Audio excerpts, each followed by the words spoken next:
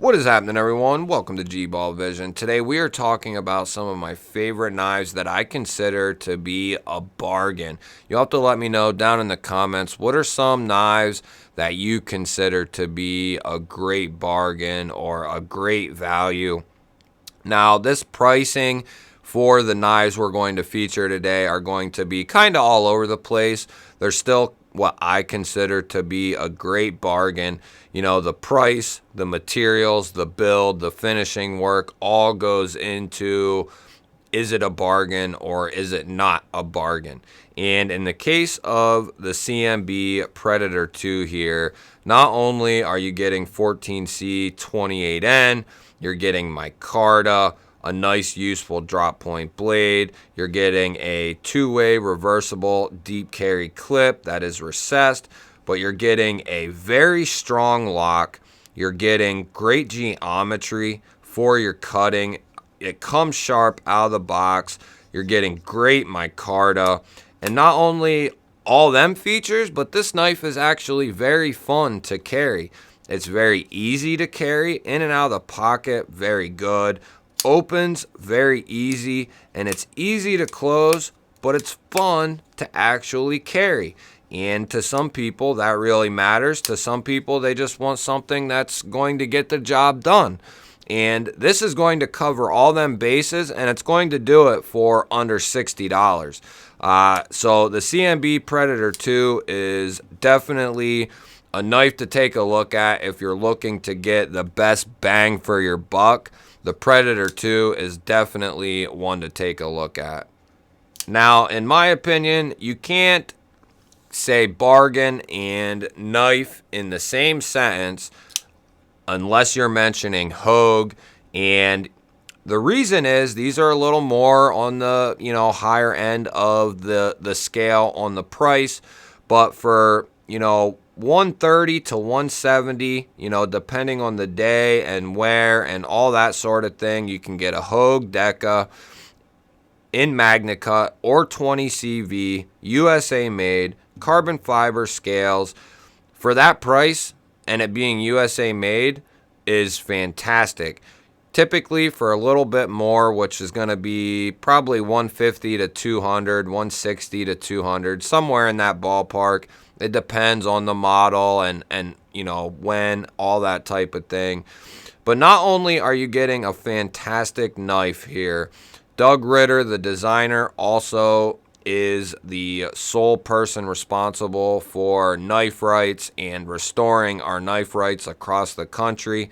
If you buy one of the Doug Ritter and Hogue collab RSKs, some of the money or all the money gets funneled back into knife rights. It is just a fantastic deal all the way around. They come in 20CV, they come in MagnaCut, G10 handles. They've done some other versions in carbon fiber, I believe. Two-way reversible pocket clip, lanyard hole. You're getting that strong crossbar lock on both of them. Hogue calls it the Able lock. This is a little bit smaller. This one's a little bit bigger than that one, and it kind of depends on what you prefer. I like both. That's why I have two of these, and I have one of these. I'll probably be getting another RSK as well in MagnaCut at some point when I can get one. These are some of the best bargains in the entire knife world. And the smart people in the knife community will tell you that exact same thing. The Hogue Deca and the Hogue RSK series of knives are just some of the absolute best bargains in the game, no questions asked. Now we're going to drop down a little bit below the Hogue price range. I actually got this knife for like $90-ish. I think right now they're 120, 110, 120.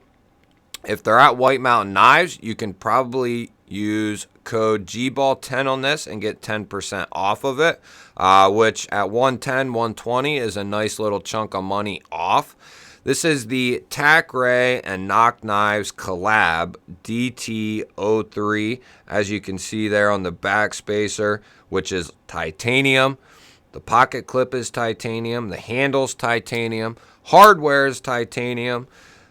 You're getting a nice sheep's foot style blade that's stone washed. This is going to be in VG10. And hold the brakes. VG10 is not a super steel. It's not, the most premium steel in the world. But VG10 is going to be a decent all-around steel, especially for 90% of all knife users. This has a nice full flat grind that is ultra thin down at the edge. You got that beautiful stone wash tumble finish for being able to take on abuse very well. The stone washing does a fantastic job. VG10 is going to do just fine for the majority of people. And to get this size knife with all the materials here at around 120 is a fantastic bargain. Typically, knives that are titanium, they are getting a little bit better when it comes to the pricing. You can get them a little bit cheaper, but for the most part, knives that are in titanium are going to be well over the 110, 120 mark, at least by 30, 40 bucks typically. So to get this right around $100, I think is a great value, and you're getting a nice, unique looking design on top of all of that. So you're saying you're not looking for all that flashy stuff. You're not looking for all that crazy material. You just want a good pocket knife at a very good price that's going to hold up and do you justice, right? Well, Migon is a company that I would highly take a look at if you're not looking to spend more than around $50. They have a plethora, a ton of models under $50 that are all kinds of different styles, and you're going to get a ton of value out of those knives. But I picked this one in particular. I have almost all of Migon's knives. I have a bunch of them anyway.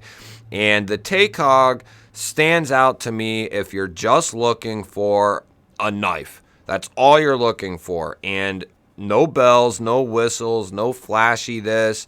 You just want a cutting tool that is going to hold up. For around $40, you're getting 14C, this nice straight back blade. You do get a single thumb stud and a top slash front flipper that is very fun to open, if I might add. This thing is very fun to mess with. It's a great cutter. 14C, you might be asking yourself, why is that on a lot of these knives in this price range? I actually don't know. I think it's actually more of in the super steel class than it is this price point, but we're lucky enough to be getting it at this price at $40 is insane. A lot of it is $50, $60, $70, $80 for 14C.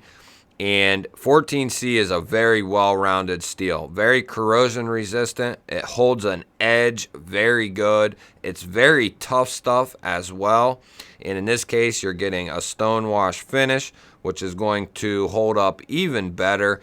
You're getting steel liners, thick G10 handles. You're getting a deep carry pocket clip here.